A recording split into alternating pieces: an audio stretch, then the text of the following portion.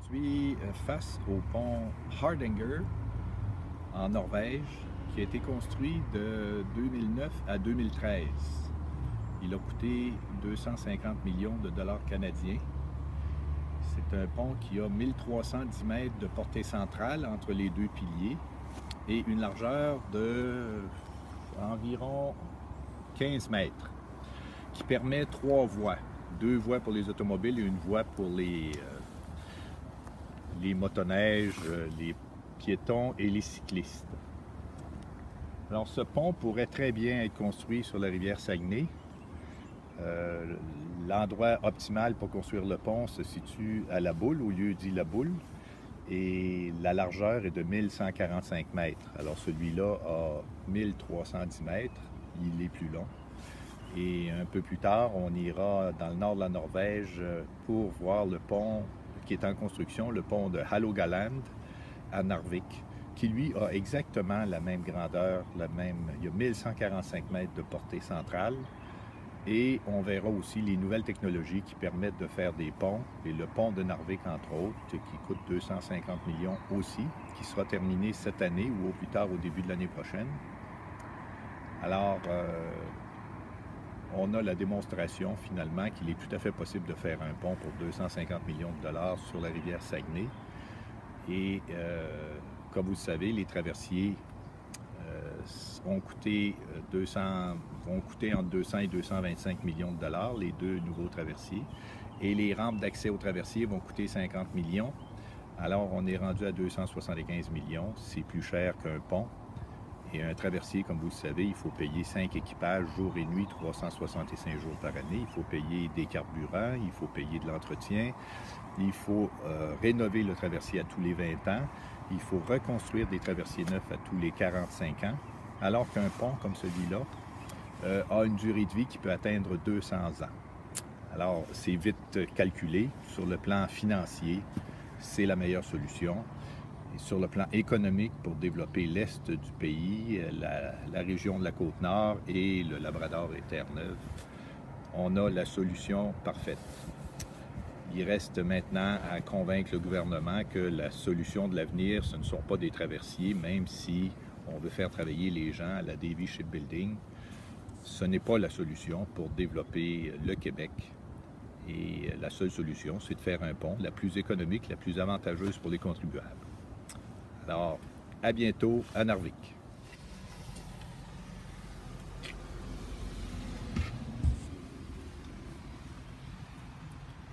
Alors, bon matin. Ce matin, on est à Narvik, en Norvège, et on vous présente le pont Hålogaland-Brua, le pont de Narvik, qui est en construction et qui sera achevé à l'été prochain. Alors, on vous parle du pont de Narvik parce qu'il a plusieurs particularités.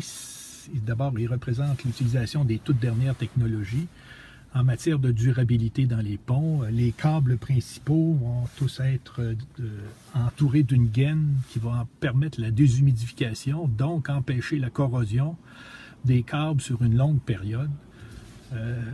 Ensuite de ça, il y a des nouvelles technologies qui ont été utilisées au niveau de la fabrication des câbles. Les câbles ont été préfabriqués en Chine dans des usines et ils sont arrivés ici puis ils ont simplement tiré les câbles, les 2 câbles principaux. Il y a plusieurs nouvelles technologies qui permettent de faire un pont dans un délai beaucoup plus court.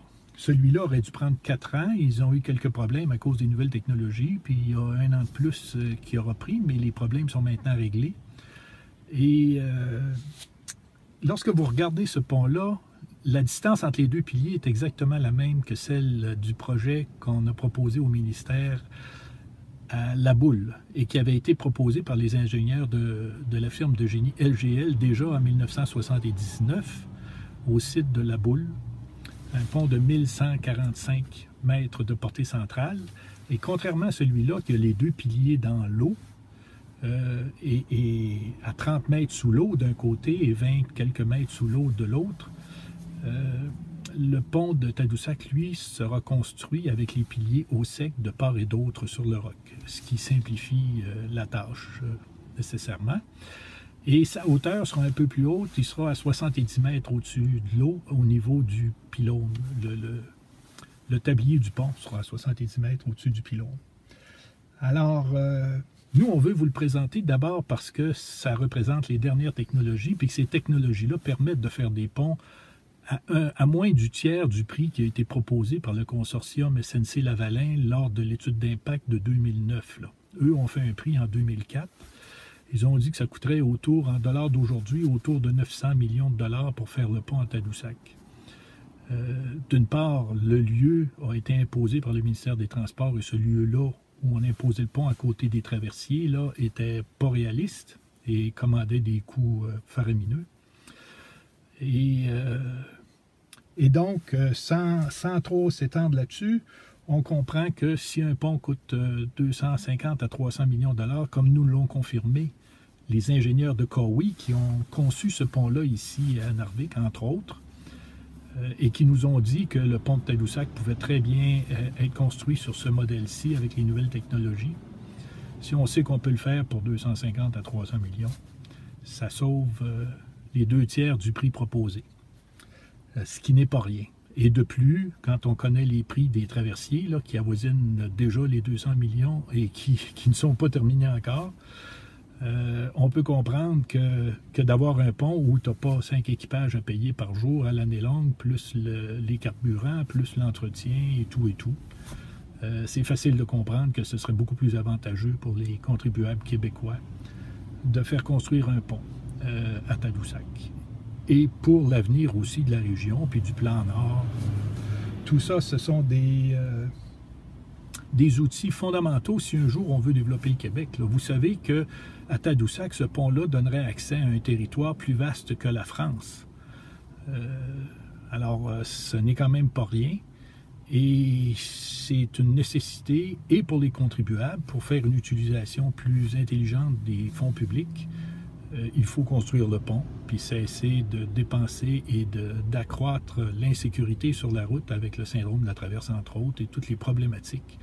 Et les aléas reliés au service de traversier actuel à Tadoussac qui est saturé.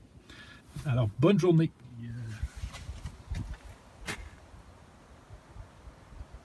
Il semble avoir du plexiglas.